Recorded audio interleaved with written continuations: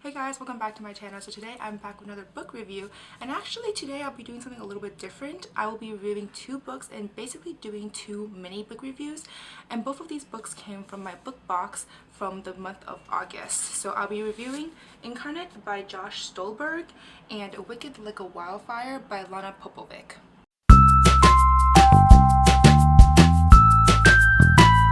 So the first book I'm going to review is Incarnate by Josh Stolberg. This came as the mystery slash thriller pick for the month of August. I will link my unboxing video in case you want to check that out. So as always, I'll be starting off with a non-spoiler slash summary of the book. The book essentially follows the story of Dr. Kim Patterson. She's a psychiatric resident at the Jarvis Hospital Center in this small town in Alaska. She's unconventional in the way that she will usually do whatever she can to get things done, and that usually means ignoring hospital rules and doing basically things out of the ordinary. And due to a recent incident at the hospital, she finds herself with a new patient called Scarlett Haskell, who was being accused of burning someone's face but doesn't remember anything.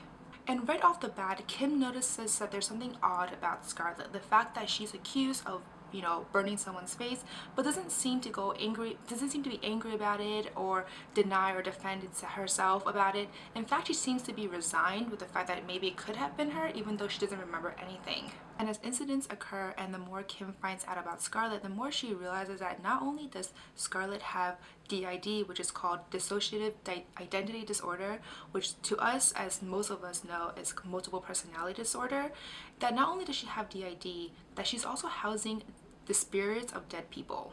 And the idea of housing spirits of people who are dead or presumed missing is very, very far-fetched. So there's many times in the book where Kim still finds herself questioning it and trying to figure out and make sense of what is actually going on. And with the help of Detective Zach Trainer, who solely believes in reality and does not believe anything in the supernatural science or the paranormal science, and whose help is reluctantly given, Kim and Scarlett basically finds out the truth about what really happened to these missing people. So that's essentially what the book is about. As for my 2 cents, I thought the book was good overall, but I did think it was overall a bit slow, and there were a lot of anticipation for the climax that could have been shortened in some. It seems that in the beginning it dragged for a bit longer than necessary, so when I finally got to the climax, I was more like, okay, like let's get on with it already because I want to know what's actually going on. So it's definitely slow in that sense. I would say that this book definitely focused on the plot as well as the climax, because the character development definitely took a backseat. It didn't seem as the characters were really well developed, nor did they really grow during the book. So the plot for this book is really the main focus. So overall, I wouldn't say that this book was one of the better thriller mystery novels that I have read, but I did overall enjoy the story, especially figuring out whether or not Scarlett was a psychopath or whether or not she was truly housing the spirits of dead people. So anyway, if this book sounds interesting, then definitely go check it out and then come back and continue with me to the spoiler section.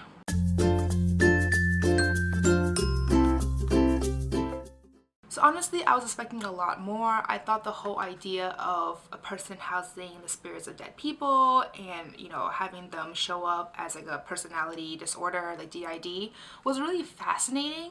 But I thought that the book didn't really portray that as much as I would have liked.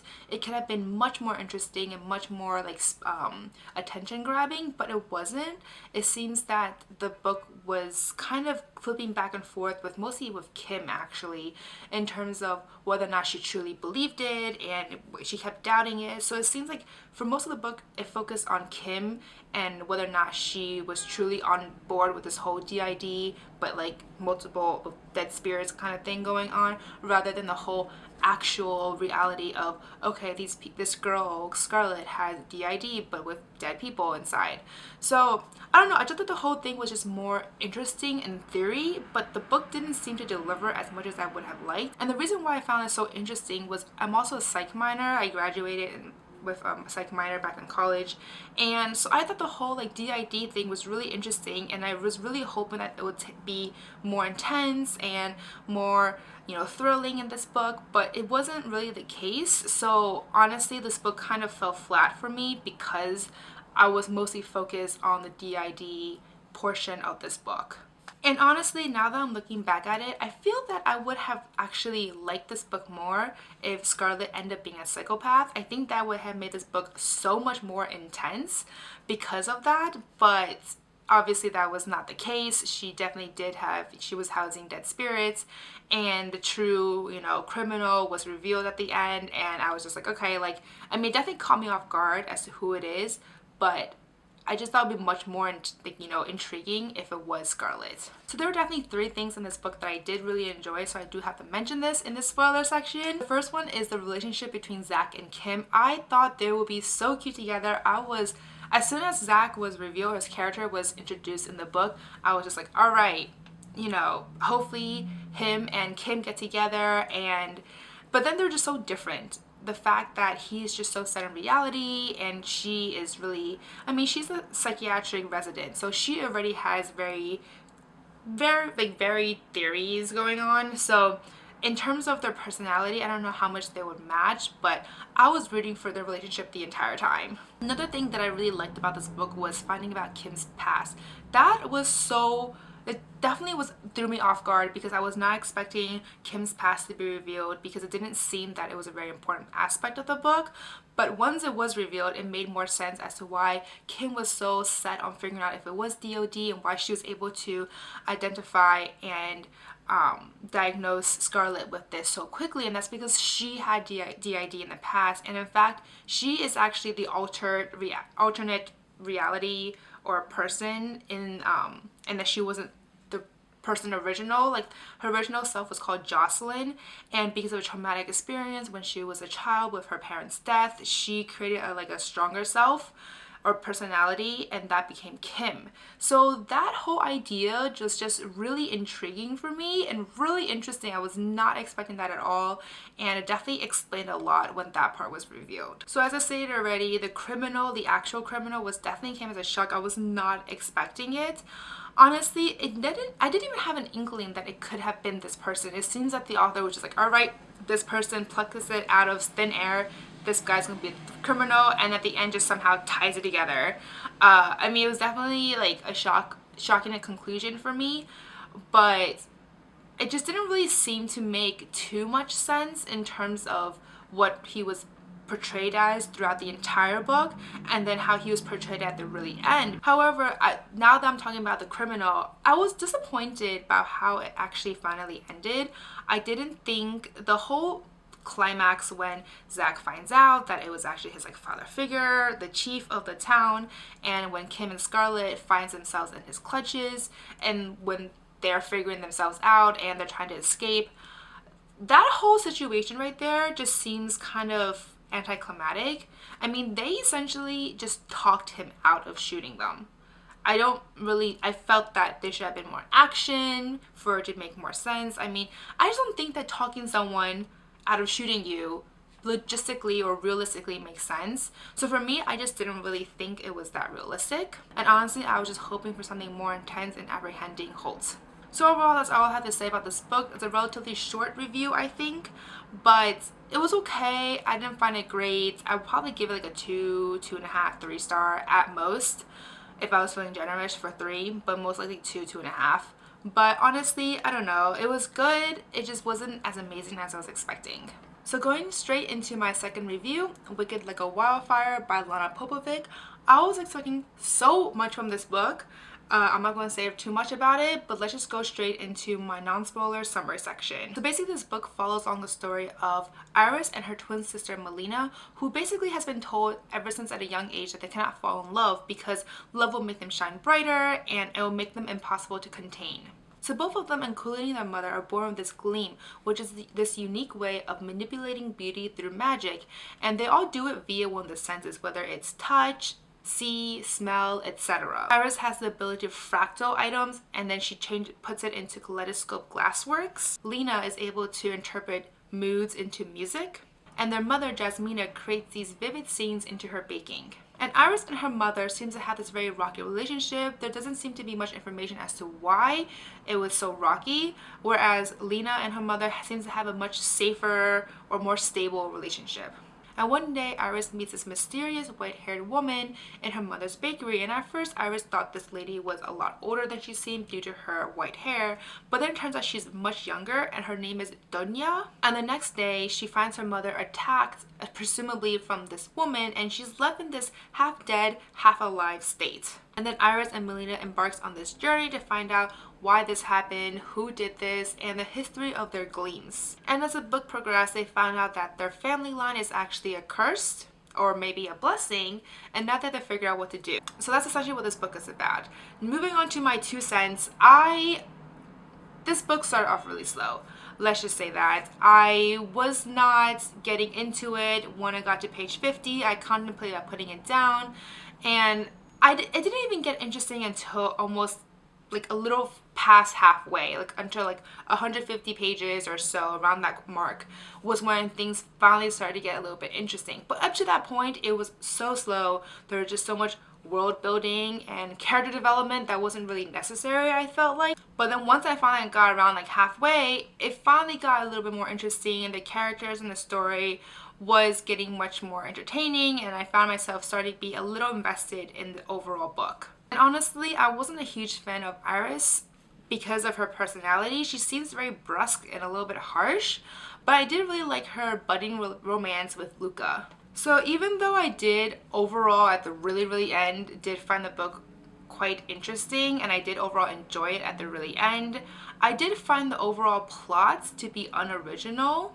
and it was to the point that I was able to actually predict a lot of the key points in this book, which for me is saying a lot because I'm the type of person who don't usually predict ahead. But the fact that I can do so in this book, probably because it started off so slow and I didn't have anything else to do, like mentally, I was able to predict so many of the stuff that's going to happen, and then I was proven right. So I felt like that was saying a lot.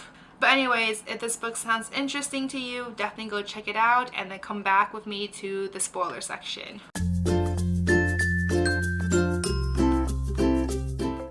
So as I stated in the non-spoiler section, I was extremely underwhelmed as to how slow the book was and how I was struggling to get into it. And like I said, I'm not a huge fan of Iris. Her personality was kind of brusque and harsh, and then she also had this kind of martyr complex where she always wanted to sacrifice herself for everyone else, especially with her sister. So I didn't like that either. I just felt that I just couldn't really connect with that kind of person, and there were a lot of times when she would just take the burden from other people, especially her twin sister Melina, to the point that it was kind of obnoxious and annoying after a while, because she never asked if, oh, you know, do you want me to take the fall for you or whatever. She just did it. And Melina, as her twin sister, didn't appreciate it either, because she didn't feel that her sister had to always take the fall for her. So Iris's lack of communication for her sister and Lena's lack of communication for her sister is just so annoying, and after a while it was just aggravating for me. I mean, the biggest example I can say about this whole like martyr and woe me personality of Iris was the fact that when they found out about the curse, she automatically, nominated herself to be killed, because that's essentially what the curse is. One of the twins, which kind of obvious from the beginning, that one of the twins is going to have to be sacrificed. And as soon as they found out, Iris was like, okay, well, that's me. That's, I don't want you to die, so it's going to be me. And Melina's just like, excuse me, like, hello, we need to discuss this a little bit. So I just didn't like that. I just felt that Iris always took it upon herself to take the fall and take the burden of everything, and she didn't have to. So I don't really like her personality. I couldn't connect with her. I just didn't find her relatable. And Luca, this other, like, he's relatively minor character, I really liked him, despite the fact that he doesn't play a major role. But I thought he was really sweet and really caring, and I don't understand what he sees in Iris, to be honest. And as I stated already, the plot was incredibly unoriginal. I was able to actually guess, what the curse was within the first quarter of the book. It was kind of obvious from then that the curse was, if it was actually just sacrificing one of the twins. I thought the whole sacrificing one of the twins is such an unoriginal plot line. I think that it's overdone, and I was honestly disappointed when I was found out that I was correct. I mean, I was happy that I was correct, but at the same time I was disappointed because I just wish that the author had made it, more interesting and had given a sort of plot twist instead of something that's so unoriginal. And I also knew who Death was. I mean, I didn't really know who this person was, like Fiorlor, whatever his name is. I didn't really know exactly what he was, but I knew that there was something about him. And once the fact that, Death is actually a person, it became kind of obvious to me that, okay, you know, Fjorlor, whatever his name is death. It's like super obvious to connect the two. And once I was able to connect that, it was pretty obvious as to which twin will end up going with him, because Iris slept with the guy. So it seems pretty obvious to me, and the author did not fail. It was pretty much bang, bang, bang, done. So when the ending finally concluded, it was a bit of a cliffhanger because death essentially just took Iris and was just left. So at this point, I'm a little bit invested in the story as to find out, you know, what really happens and what happens with Luca and Melina and, you know, Iris obviously, and if they'll get her back, like all that stuff. I am slightly invested in knowing more about it, but I'm really hoping that the second book will not be so slow again and will not be so predictable, because right now it seems quite predictable to me. And I can already predict that Sorai / Mara, aka like the mother or the first generation of the cursed family line, is going to be like good, or at least Melina's going to reluctantly work with her to get Iris back. So that's a very big prediction. And if that happens, I'm just going to be like, alright, I already predicted this from the really beginning. I don't even know what else to say. So anyway, that's all I really have to say for Wicked Like a Wildfire. It was just really disappointing in terms of the plot. It was unoriginal. I was able to guess all of the major plot lines within the first quarter of the book, and I just wish that the characters were a little bit more likable. Like Iris, the main character, was very unlikable. I didn't like her. I didn't like her personality. I thought she was annoying, obnoxious, and her personality just didn't sit well with me. Her character didn't sit well with me. So I didn't like her either. So right now the only thing going for me is Luca. I really want to find out what happens between her and Luca, as well as whether or not she gets back from death. But other than that, I don't know if I'll read the second book, to be honest, because the first book disappointed me so much that I don't know if I will take the time to read the second book. But at the same time, I do kind of want to know what happens. But I don't know, we'll see. So anyways, that's all I really have to say for this book. If you like this video and review, both reviews, please do give me a thumbs up and subscribe down below. Don't forget to follow me on Facebook, Twitter, and Instagram. So that's it for today, guys. Thank you. Bye.